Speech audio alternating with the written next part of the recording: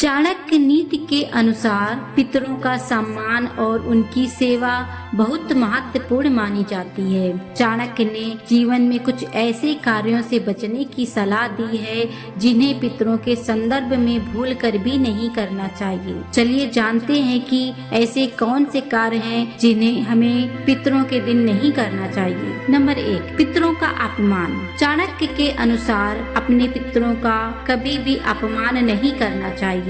उनका सम्मान करना हमारी जिम्मेदारी है। पितरों की पूजा, श्राद्ध, कर्म और तर्पण करते समय श्रद्धा और आदर का भाव होना चाहिए। नंबर 2, श्राद्ध कर्म में लापरवाही। बहुत से लोग होते हैं जो कि श्राद्ध कर्म में लापरवाही करते हैं। श्राद्ध कर्म या पितरों के निर्मित किए गए कार्यों में लापरवाही नहीं करनी चाहिए। पितरों को प्रसन्न करने के लिए श्राद्ध कर्म में पूरी श्रद्धा और समर्पण होना चाहिए। इससे नियमित रूप से और सही विधि से करना चाहिए। नंबर 3, पितरों को भुला देना। बहुत से लोग होते हैं कि जीवन के भाग दौड़ में पितरों को भूल जाते हैं और उनका जीवन कष्टदायी बन जाता है। चाणक्य के अनुसार अगर हम अपने पितरों को भूल जाते हैं तो यह हमारे लिए अशुभ हो सकता है। हमें अपने पूर्वजों को याद करना चाहिए और उनकी प्रति कृतज्ञता प्रकट करनी चाहिए। नंबर 4, स्वार्थ में लिप्त होकर कर्म करना। चाणक्य ने यह भी बात बताया है, किसी भी कार्य करने में स्वार्थवश नहीं करना चाहिए, विशेषकर पितरों के संबंध में। पितरों के प्रति किए गए कर्म निस्वार्थ और पवित्र भाव से किए जाने चाहिए। नंबर 5, अधिकार जताना। चाणक्य के अनुसार पितरों के कार्यों पर अधिकार जताने का भाव भी गलत है। हमें उनके कार्यों और त्याग का